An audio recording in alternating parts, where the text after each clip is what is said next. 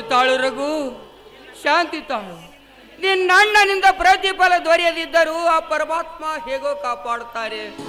ಅಳಬೇಡ ಮಗು, ಅಳಬೇಡಪ್ಪ.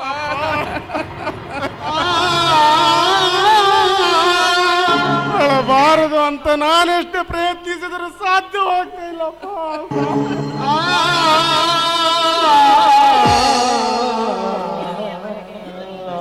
ಇಲ್ಲಿವರೆಗೂ ಕಷ್ಟಪಟ್ಟು ವಿದ್ಯಾಭ್ಯಾಸ ಮಾಡಿದ ನನ್ನ ಶ್ರಮ ಇಂದು ಪಾರು ತುಂಬುವುದಕ್ಕೆ ಹಣ ಇಲ್ಲದೆ ವ್ಯರ್ಥವಾಗ್ತಾ ಇದೆ. ಅಪ್ಪ, ನೀನಾದ್ರೂ ಕರೆ ತೋರಪ್ಪ, ನನಗೆ ಎಲ್ಲಿಯಾದ್ರೂ 2,000 ರೂಪಾಯಿ ಕೊಡಿಸಪ್ಪ.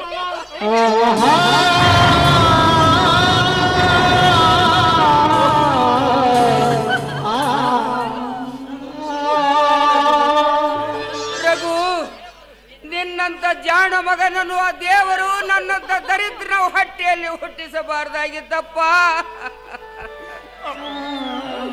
ವಿಷ ಕುಡಿದು ಪ್ರಾಣ ಬಿಡಬೇಕಂದ್ರು ಬಿಡಿಗೆ ಕಾಸು ಸಿಕ್ಕದ ಈ ನಿನ್ನ ತಂದೆ ನಿನ್ನ ಪಾಲಿಗೆ ಇದ್ದರೂ ಸತ್ತಂತಾಗಿದೆಯಪ್ಪ.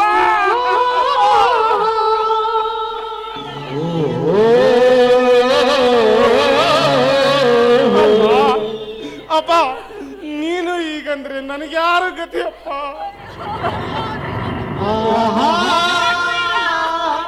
ನೀನು ಹೇಗಾದ್ರೂ ಮಾಡಿ ನನಗೆ ಹಣ ಕೊಡಿಸಲೇಬೇಕು. ಅಲ್ಲಿವರೆಗೆ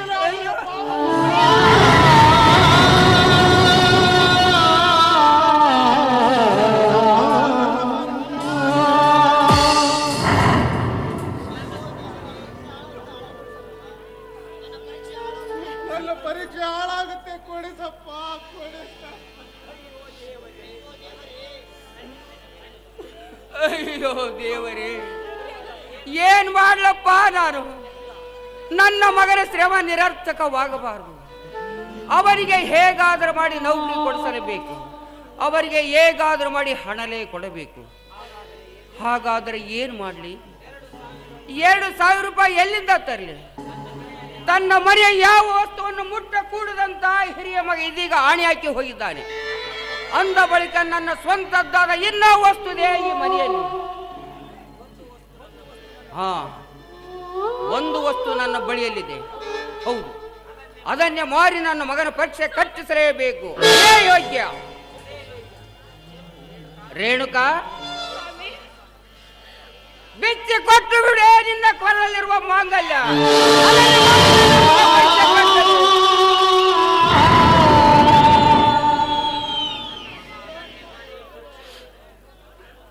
ಅದನ್ನೇ ಮಾರಿ ಪರೀಕ್ಷೆ ಕಟ್ಟಲಿ. ಸ್ವಾಮಿ, ಏನಾಗಿದೆ ನಿಮಗೆ? ನೋಡಿ, ನನ್ನ ಕೊರಳಿನ ಮಾಂಗಲ್ಯವನ್ನು ಬಿಚ್ಚಿಕೊಡು ಅಂತ ಹೇಳ್ತಾ ಇದ್ದೀರಲ್ಲ. ಆದರೆ ನೀವು ಬದುಕುದಾಗಲೇ ನಾನು ನನ್ನ ಕೊರಳಲ್ಲಿರುವ ಮಾಂಗಲ್ಯವನ್ನು ಬಿಚ್ಚಿಕೊಡಲೆ? ಸ್ವಾಮಿ, ಏನಾಗಿದೆ ನಿಮಗೆ ಹೇಳಿ. ನನ್ನ ಕೊರಳಿನ ಅಧಿಪತಿಯಾಗಿರುವ ನೀವೇ ಈ ರೀತಿ ಮಾತನಾಡುತ್ತೀರಲ್ಲ. ಆದರೆ ನನ್ನ ಕೊರಳಲ್ಲಿರುವ ಮಾಂಗಲ್ಯವನ್ನು ನಾನು ಬಿಚ್ಚಿಕೊಡಲೆ? ಸ್ವಾಮಿ, ನಿಮ್ಮ ಮನಸ್ಸಾದರೂ ಹೇಗೆ ಒಪ್ಪಿತು ಹೇಳಿ. ರೇಣುಕಾ, ಎಂತ ಹುಚ್ಚಿ ನೀನು! ಮಾಂಗಲ್ಯದ ಅಧಿಪತಿಯಾದ ನಾನು ನನ್ನ ಆತ್ಮ ಮಾಂಗಲ್ಯವನ್ನು ನಿನ್ನ ಕೊರಳಲ್ಲಿ ಕಟ್ಟಿರುವಾಗ ಈ ಚಿನ್ನದ ಚೂರಿನಿಂದ ನಿನಗೆ ಏನಾಗಬೇಕಾಗಿದೆ? ಹುಚ್ಚಿ, ಬಿಚ್ಚಿ ಕೊಟ್ಟು ಬಿಡು. ಭಾರತದ ತಾಯಿಯವರುಗಳು ತನ್ನ ಮಗನ ಶಿಕ್ಷಣಕ್ಕಾಗಿ ಕೊರಳ ಮಾಂಗಲ್ಯವನ್ನು ಬಿಚ್ಚಿ ಕೊಟ್ಟಳು ಎಂದು ನಿನ್ನ ಕೀರ್ತಿ ಅಜರಾಮರವಾಗಲಿ. ಸುತನ ಶಿಕ್ಷಣಕ್ಕಾಗಿ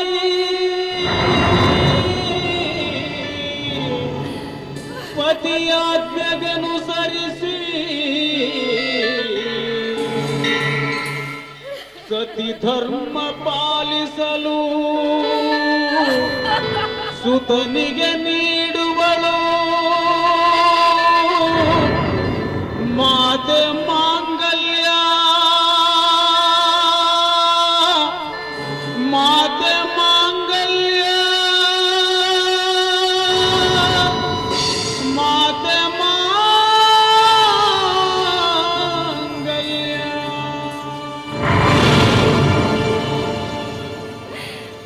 ಮಗು ರಘುವೀರ, ಹೆತ್ತವರ ಆಜ್ಞೆಯಾಗಿ ನಿನ್ನ ಶಿಕ್ಷಣಕ್ಕಾಗಿ ಈ ನಿನ್ನ ಹೆತ್ತ ತಾಯಿ ತನ್ನ ಕೊರಳಲ್ಲಿರುವ ಮಾಂಗಲ್ಯವನ್ನು ಬಿಚ್ಚಿಕೊಡ್ತಾ ಇದ್ದಾಳೆ. ತೆಗೆದುಕೊಳ್ಳಪ್ಪ. ಬೇಡಮ್ಮ, ಬೇಡ ತಾಯಿ, ಬೇಡ. ಒಡಲಲ್ಲಿ ಹುಟ್ಟಿದ ಮಗನಾಗಿ ಅಡದಮ್ಮನ ಮಾಂಗಲ್ಯ ಮಾರಿ ನಾನು ಯಾವ ಸತ್ಕೀರ್ತಿ ಸಾಧಿಸಲಮ್ಮ. ನನ್ನ ಪರೀಕ್ಷೆ ಅರ್ಧಕ್ಕೆ ನಿಂತರೂ ಚಿಂತೆ ಇಲ್ಲ. ಇನ್ನ ಮೇಲೆ ನನ್ನನ್ನು ಕ್ಷಮಿಸಿ ಬಿಡಮ್ಮ,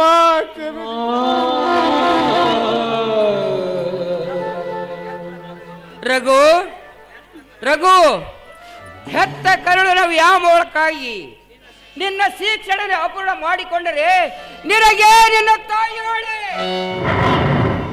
ಬೇಡಪ್ಪ, ಬೇಡ, ಸುಮ್ಮನೆ ತೆಗೆದುಕೋ ಈ ಮಾಂಗಲ್ಯ. ಬೇಡಪ್ಪ, ಬೇಡ. ಮಾತೆಯ ಮಾಂಗಲ್ಯ ಮಾರಿಸಿ ನಿನ್ನ ಸತ್ಪುತ್ರನೆಂಬ ವ್ಯಕ್ತಿತ್ವಕ್ಕೆ ಕಲಂಕ ತಂದುಕೊಳ್ಳಲಾರಪ್ಪ.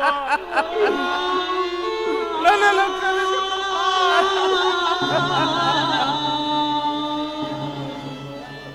ರಘು ರಘು, ಎಂದು ನೀನು ಆ ಮಾಂಗಲ್ಯವನ್ನು ತೆಗೆದುಕೊಳ್ಳದಿದ್ದ ಮಾತ್ರಕ್ಕೆ ನನ್ನ ಸತ್ಪುತ್ರನಾಗಲಾರೆ. ಆದರೆ ನೀನು ತಕ್ಕೊಳ್ಳ ಈ ಮಾಂಗಲ್ಯಕ್ಕೆ ಪ್ರತಿಯಾಗಿ ಎಂದು ದೊಡ್ಡ ಪದವೀಧರನಾಗಿ ರತ್ನ ಮಾಂಗಲ್ಯ ಮಾಡಿಸಿಕೊಂಡು ಬಂದು ನಿನ್ನ ಹೆತ್ತ ಮನೆ ಕೊರಳಿಗೆ ಕಟ್ಟಿಸುವೆಯೋ ಹತ್ತಿಕೊಳ್ಳುವೆ. ಈತನ ತ್ಯಾಗವನರಿತು ಮಾತೆ ಮಮತೆಯನರಿತು, ಈತನ ತ್ಯಾಗವನರಿತು ಮಾತೆ ಮಮತೆಯನರಿತು, ಸತ್ಪುತ್ರ ನೀನಾಗಿ ಅತಿ ತ್ವರದಿ ತರಬೇಕು, ಸತ್ಪುತ್ರ ನೀನಾಗಿ ಅತಿ ತ್ವರದಿ ತರಬೇಕು, ಸತ್ಪುತ್ರ ನೀನಾಗಿ ಅತಿ ತ್ವರದಿ ತರಬೇಕು. ರತ್ನ ಮಾಂಗಲ್ಯ ರತ್ನ ಮಾಂಗಲ್ಯ ರತ್ನ ಮಾಂಗಲ್ಯ.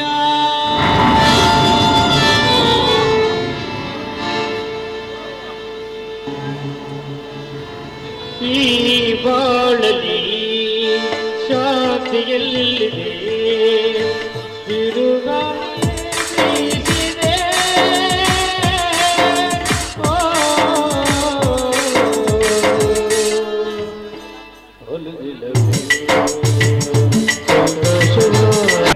ಮದುವೆ ನಿಶ್ಚಯ ಕಾರ್ಯ ಮಾಡಿದ್ದ ನಿಮ್ಮಣ್ಣ ನಿನ್ನೊಪ್ಪಿಗೆಗೆ ನಮ್ಮ ಮನೆಯವರು ಹೇಗೆ ಒಪ್ಪುತ್ತಾರೋ ನಾನು ಹಾಗೆ ಒಪ್ಪಿಗೆ ಕೊಡ್ತೀನಿ. ಒಂದು ಸಂಪಾದ ಗೀತೆಯನ್ನು ಹಾಡಿ.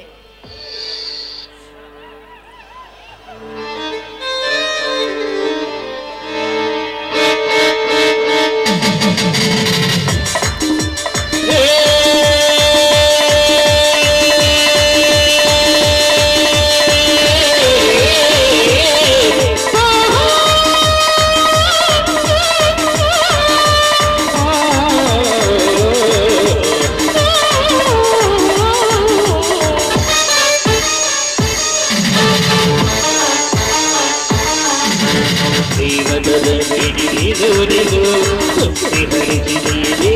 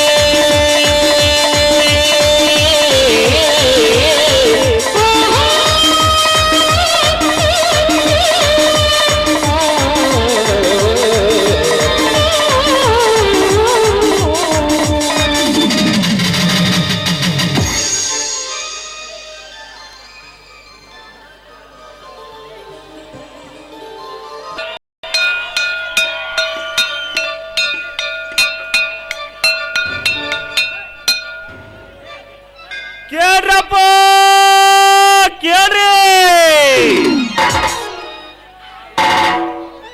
ತಾರುಣ್ಯ ಬಲ ಯೌವನ ರುದ್ರಿ ಪುತ್ರ ಪ್ರಾಪ್ತಿ. ವರ ಕನ್ಯಾ ಬೇಕಾದವರು ಬರ್ರಿ ನಮ್ಮ ಅಜ್ಜವರ ಮಠಕ್ಕ ಹುಂಚಿಗಿರ ಬುಡುಕ.